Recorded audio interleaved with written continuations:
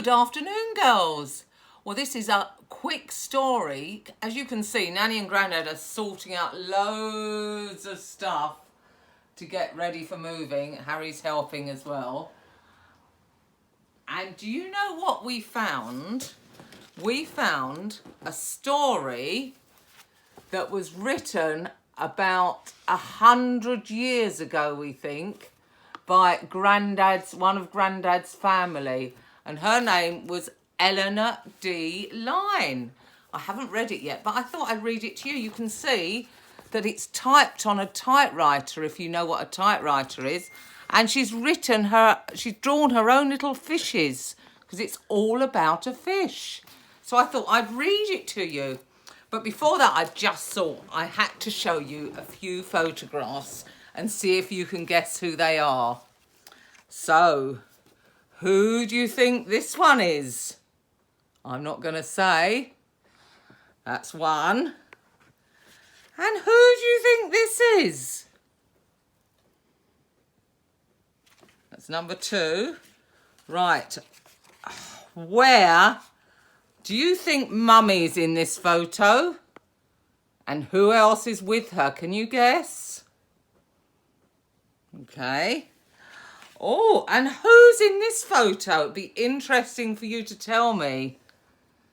This was in one of Nanny and Grandad's other houses. And next one. Who's in this photograph? Two people. I wonder who they are. Oh, and this is an old photograph of when Uncle Matt and Uncle Dan got christened. Can you spot Mummy there? And can you see who Mummy is holding? Oh, that's interesting. So, oh, this is a bit more recent, this one. But quite a long time ago still. Look at all these beautiful people. What's happening here? Who's that mad person with the curly hair? Right, and the last one, we've got lots, but this is the last one. Who do you think these people are dressed in funny hats and cloaks? Well, there you go. So that's the end of the photos. Now, on to the story. I say I haven't read this, so I don't know much about it. There's not many pictures, but there are pictures of fishes. So it's called The Naughtiest Fish in the Pond. Freda fish lived in the pond with the rest of the fish family, and a very large family it was, to be sure. There were big fish, little fish, fat fish, thin fish, wise fish, foolish fish, ugly fish, beautiful fish, good fish, naughty fish.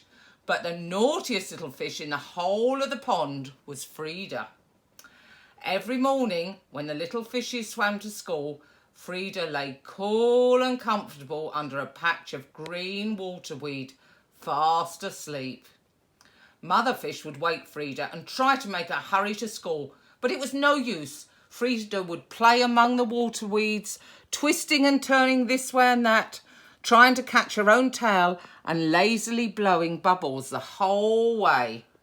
She always got to school just in time for the fly catching lesson. Freda enjoyed this lesson and was really clever at fly catching. Her teacher, Miss Slick, was quite proud of Freda, though she did wish she would wake up in time for school like the other little fishes. One day, while she was playing a game of hide and seek with her own shadow among the reeds, a baby water rat swam from his hole in the bank nearby and asked Freda if he might play with her. Freda was delighted, and they chased each other merrily until they were both tired out. Then they swam together towards the edge of the pond and rested in the shade of the overhanging grasses. After a time, Freda noticed a boy's shadow fall across the water, and telling baby water rat to watch, she waited for the baited hook to be cast into the pond. So the little boy must have been fishing.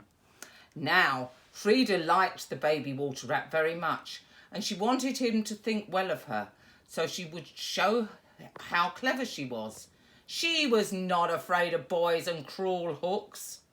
As the bait cut through the water, she swam towards it boldly, giving a nibbling jerk, and then away to watch the line being drawn carefully in, only to be flung back angrily by its owner. This game went on for some time, the little water rat watching, while Freda darted here and there, her eyes rolling wickedly and her bright scales flashing. So she's playing with someone that's trying to fish out the water.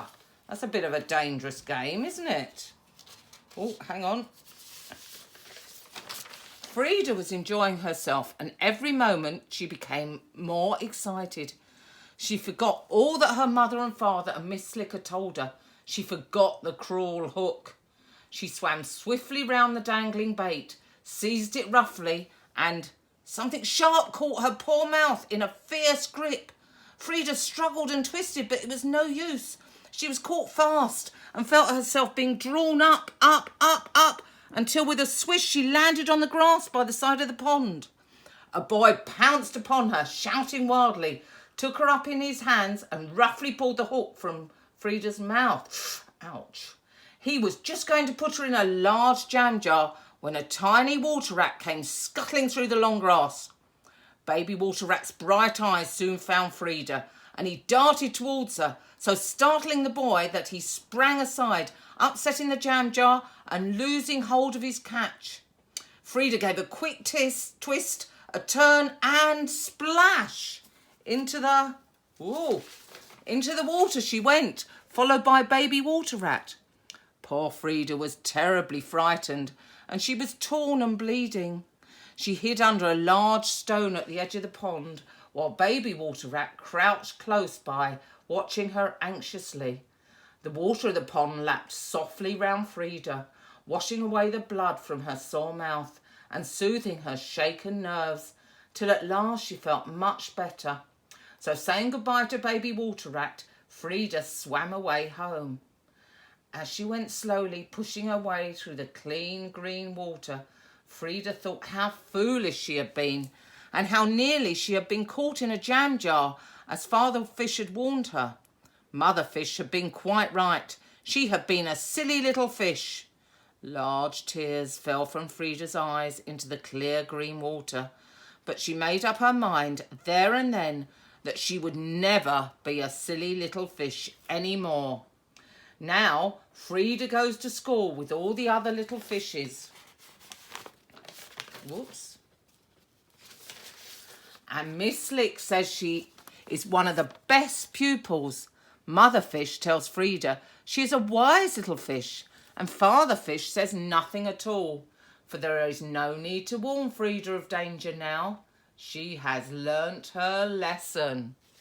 Wow, that was a really good story, wasn't it? And that was written by one of Grandad's relatives, an auntie. We'll have to find out who it is. But anyway, I thought that was really good. We're going to bring this to Clevedon with us. And perhaps when we see you, you can read it to us. Anyway, hope you enjoyed that and you've had a lovely afternoon. We're going to carry on doing the photos. And, oh, who's in there? Anyway, got to go, otherwise we won't do the packing. Bye.